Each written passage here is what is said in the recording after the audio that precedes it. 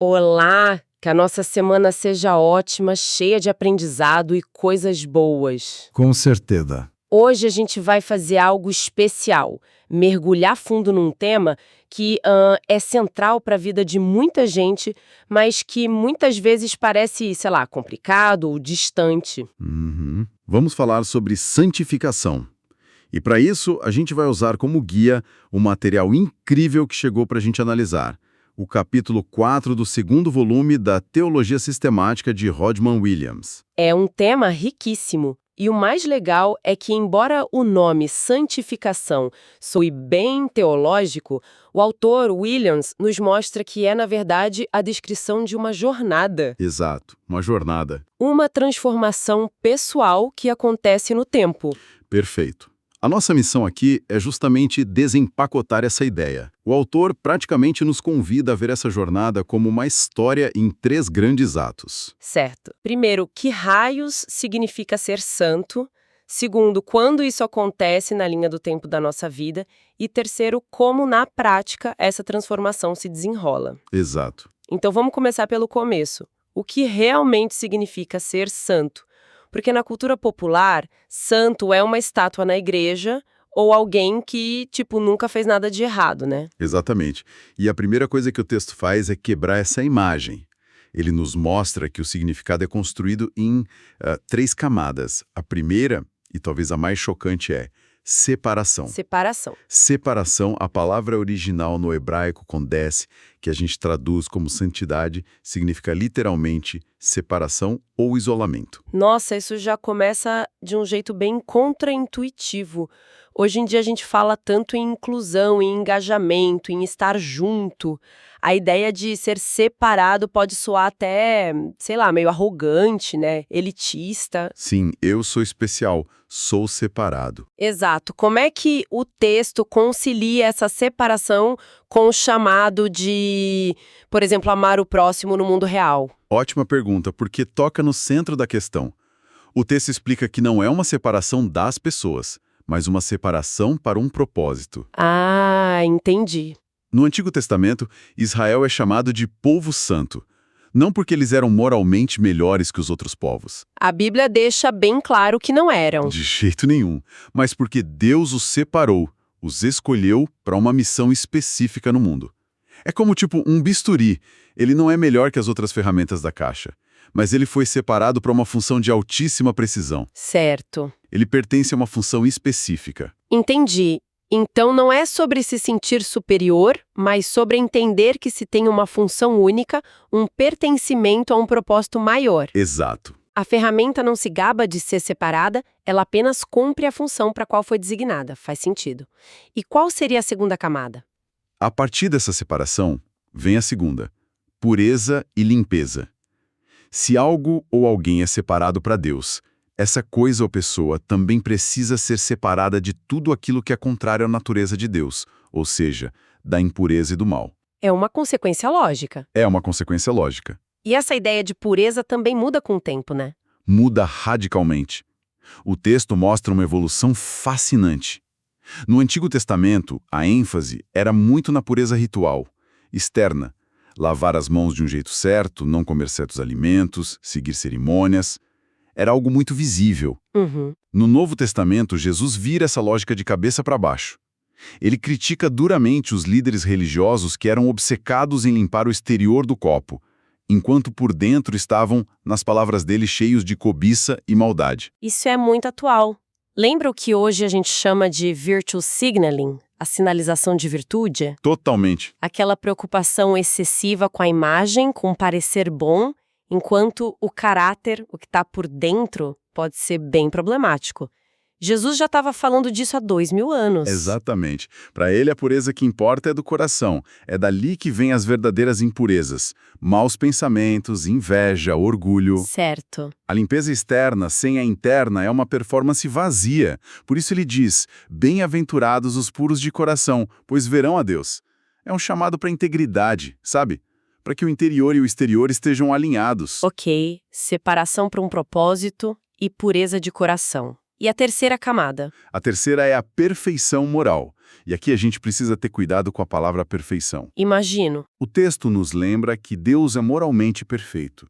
No Antigo Testamento, isso era simbolizado pela exigência de que os animais oferecidos em sacrifício fossem perfeitos, sem nenhum defeito físico. Era um símbolo visível de um ideal divino. Mas quando Jesus diz, sejam perfeitos como o Pai Celestial de vocês é perfeito, isso soa impossível. É uma frase que pode ser paralisante. Quem consegue ser perfeito? Parece uma receita para o fracasso e para a culpa. E seria, com certeza, se a definição de perfeição fosse nunca cometer um erro. Mas o texto de Williams esclarece que, no contexto do Novo Testamento, essa perfeição se realiza no amor. Ah! O padrão de perfeição é o amor sacrificial de Cristo, que se doou completamente. Então, ser perfeito nesse sentido é amadurecer no amor. Não é sobre ter um placar zerado de erros, mas sobre ter um coração que se doa cada vez mais, de forma mais completa. É a direção da jornada. É a direção da jornada, não o estado que você alcance e pronto. Uau! Isso muda tudo. Então, o primeiro ato dessa história é entender que ser santo significa ser separado para um propósito, buscar uma pureza que vem de dentro e caminhar em direção a um amor maduro e sacrificial. Isso. Ok, entendi as peças. Mas agora vem a questão do tempo. Isso acontece de uma vez só, no momento em que a pessoa decide seguir esse caminho, ou é o trabalho de uma vida inteira? O que é fascinante é que, segundo o autor, a resposta é os dois. Os dois. Os dois. Ele descreve a santificação como uma realidade que existe no passado, no presente e no futuro. É um evento, um processo e um alvo.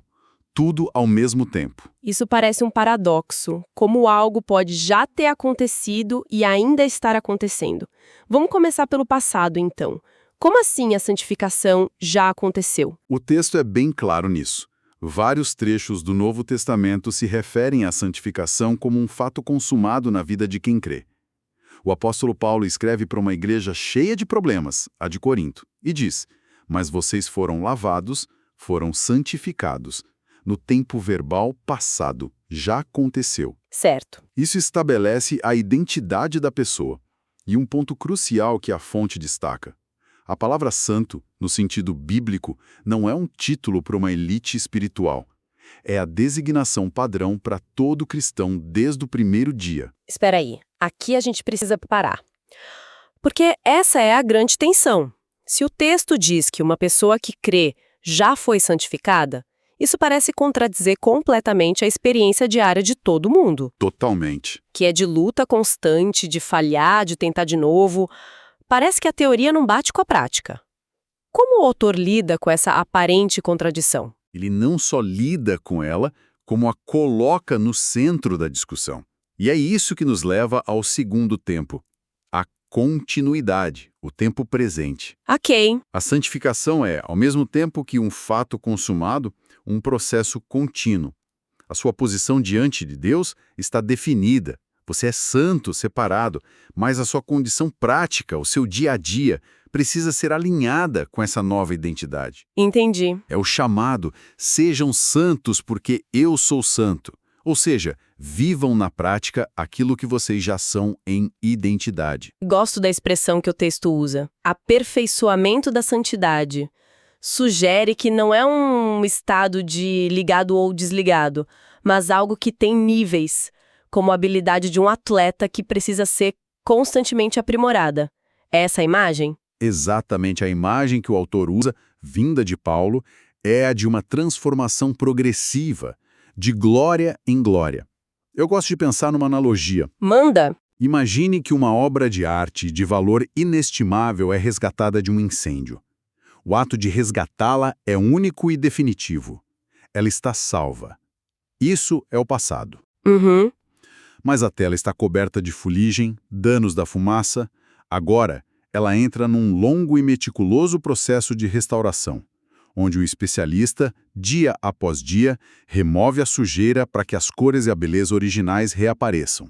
Nossa, que imagem ótima! Esse é o processo, o presente. A obra já foi salva, seu valor é inquestionável, mas sua condição prática está sendo restaurada. Essa analogia é perfeita, deixa tudo mais claro. A identidade está garantida, mas a beleza prática está sendo redescoberta. E o futuro? Qual é o destino final dessa jornada de restauração? O futuro é o alvo, a santificação completa. É a promessa de que um dia essa restauração estará terminada. Certo. O texto fala em sermos preservados irrepreensíveis na vinda de nosso Senhor Jesus Cristo. Nesse momento futuro, a nossa condição prática finalmente alcançará perfeitamente a nossa posição de santos. E o autor parece dar um alerta importante aqui, né? Ele diz que essa perfeição total não é para essa vida. Sim, e essa é uma distinção teológica crucial que Williams faz. Ele argumenta que a perfeição sem pecado é o alvo para o qual corremos, mas não é a linha de chegada aqui na Terra. Uhum. Ele cita o próprio apóstolo Paulo que, no auge de sua maturidade espiritual, admite: não que eu já tenha alcançado ou que seja perfeito, mas prossigo para o alvo. Então o texto meio que dá um alerta contra aquela pessoa que se acha iluminada demais, que acha que já chegou lá, que não erra mais. Exatamente. A fonte alerta que a ideia de se declarar perfeito nesta vida é perigosa. Pode levar ao orgulho espiritual, à hipocrisia e, pior, a uma cegueira onde a pessoa se torna incapaz de reconhecer as próprias falhas. E de crescer, consequentemente. E de crescer. A perfeição final é uma esperança que nos move, não uma medalha que a gente exibe hoje. Ok, a jornada faz sentido agora. A identidade é dada no passado, o processo acontece no presente e o alvo está no futuro. O que nos leva ao terceiro e último ato da nossa conversa, o como. O como.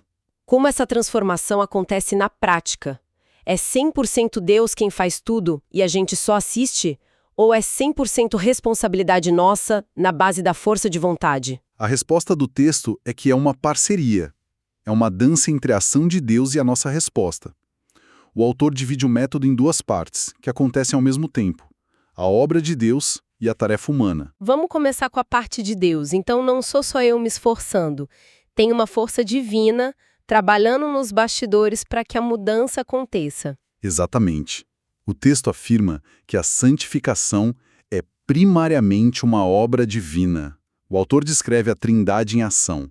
O Pai é a fonte, quem origina o plano. Certo? Jesus Cristo é o agente, cujo sacrifício torna a santificação possível, e o Espírito Santo é quem aplica, quem potencializa essa santidade na nossa vida. Uhum. A ideia de que o corpo de quem crê é um templo do Espírito Santo é fundamental. O Espírito trabalha de dentro para fora, como uma luz que ilumina cômodos escuros da nossa alma que a gente nem sabia que precisavam de limpeza, e nos dá a força para fazer essa limpeza. E qual é a nossa parte nessa dança? A tarefa humana. Deus não nos transforma em robôs, ele age com o nosso envolvimento. E essa tarefa, segundo o autor, tem dois lados, como uma moeda. Um lado negativo e um lado positivo. Tipo cuidar de um jardim? Perfeito. Você não pode só plantar flores, você precisa também arrancar as ervas daninhas. Certo, vamos começar pelas ervas daninhas. O lado negativo. O lado negativo é resumido numa frase forte: morrer para os pecados. E aqui tem outro paradoxo. Outro? Posicionalmente em Cristo, o crente é considerado morto para o pecado. Mas na prática, ele ainda precisa fazer morrer as manifestações do pecado na sua vida. Essa linguagem é muito violenta. Fazer morrer, mortificar, luta até o sangue. Isso não pode levar uma espiritualidade doentia, baseada na culpa, no autoflagelo, em vez de ser algo baseado na graça? É um risco real. E por isso o contexto é tudo. O texto não fala de autopunição. Os termos usados, tipo renunciar, mortificar, abandonar, não são atos de autoflagelo. São atos de uma decisão vigorosa e consciente. Fortalecida pelo Espírito Santo. Exato, fortalecida pelo Espírito. Mortificar não é se chicotear. É tomar a decisão firme de não alimentar mais um hábito ruim, de cortar a fonte de um vício, de se afastar de uma situação que te leva a errar. Entendi. A imagem da luta até o sangue serve para mostrar a seriedade e o esforço necessários. Não é um processo passivo, requer uma oposição ativa e feroz ao que nos destrói. Ok. A seriedade, a decisão ativa. Entendi. E qual seria o lado positivo Depois de arrancar as ervas daninhas, o que a gente planta no lugar? O lado positivo é viver para a justiça. Não adianta só esvaziar a casa do mal. É preciso preenchê-la com o bem. Uhum. E o texto aponta 3 práticas principais para isso. A primeira é bem direta: obedecer à palavra de Deus. A Bíblia é vista como o mapa, o guia, que define o que é essa justiça na prática. Certo. E a segunda? A segunda é o foco central: fitar Cristo. E o autor destaca aqui uma palavra grega específica do livro de Hebreus, aforontes. Aforontes. Ela não significa apenas olhar, mas afastar os olhos de todas as outras coisas para fixá-los em um único ponto. Que legal esse detalhe da palavra. Então não é um olhar casual de vez em quando. É uma decisão de ignorar as 1000 outras distrações e focar intencionalmente. É como colocar um tapa-olho para focar só no que importa. Exatamente. Isso muda completamente a percepção daquela passagem. Muda tudo. A ideia é que somos transformados por aquilo que contemplamos. Ao fixar os olhos em Jesus, no seu caráter, no seu amor, no seu sacrifício, começamos a ser moldados à sua imagem. E isso também significa seguir o exemplo prático dele de humildade e serviço. E a terceira prática? A terceira é andar pelo Espírito. Isso nos liberta de viver a vida espiritual como se fosse só seguir um código de regras opressor, um checklist de pode e não pode. Uhum. E nessa liberdade, a pessoa começa a cumprir a verdadeira essência por trás de todas as regras, que é o amor. O Espírito produz o seu fruto de forma natural na vida de quem se deixa guiar. Amor, alegria, paz, paciência. Não há um esforço humano forçado. Não é você se forçando para ser paciente. É a paciência que começa a brotar como resultado dessa caminhada com o Espírito. Fantástico. Então, fazendo um resumo de toda essa nossa análise, a santificação não é um troféu de perfeição que a gente ganha, mas uma jornada dinâmica, uma história que se desenrola. Exato. Começa com uma nova identidade, a de ser separado para Deus, que é um presente. Continua com um processo de restauração que dura a vida toda, onde a gente limpa a fuligem e redescobre as cores originais. E tudo isso aponta para um alvo futuro de sermos plenamente parecidos com Cristo. Perfeito. E o motor dessa jornada é uma parceria incrível entre a obra poderosa de Deus em nós e a nossa resposta ativa de, todos os dias, escolher morrer por que nos destrói e viver por que nos constrói. É a melhor síntese possível. Não é só sobre parar de fazer coisas erradas. É fundamentalmente sobre começar a viver uma vida nova de forma intencional, em cooperação com o poder de Deus que já está trabalhando em nós. Que nos deixa com um pensamento final para reflexão, algo para a gente levar dessa conversa. Sim, o texto fala sobre o fazer morrer os pecados, mas também usa outra imagem poderosa: revestir-se de virtudes como compaixão, bondade, humildade, mansidão e paciência. Revestir-se como vestir uma roupa. Exato. E a provocação final é esta: se a santificação é tanto subtrair o mal quanto adicionar o bem, como seria a nossa vida se, na prática, a gente começasse cada dia escolhendo conscientemente qual virtude de Cristo vestir, da mesma forma que escolhemos uma roupa? Nossa! O que aconteceria se a gente dissesse: ok, hoje o mundo está caótico, então hoje eu vou me revestir de paciência. Ou, hoje eu vou lidar com pessoas difíceis, então a minha roupa será compaixão. Como essa escolha intencional mudaria as nossas ações e reações ao longo do dia? Uma reflexão muito poderosa e prática. Para quem gostou dessa nossa conversa, teremos um novo episódio explorando mais temas deste mesmo livro, Teologia Sistemática, de Hodgman Williams. Um grande abraço a todos!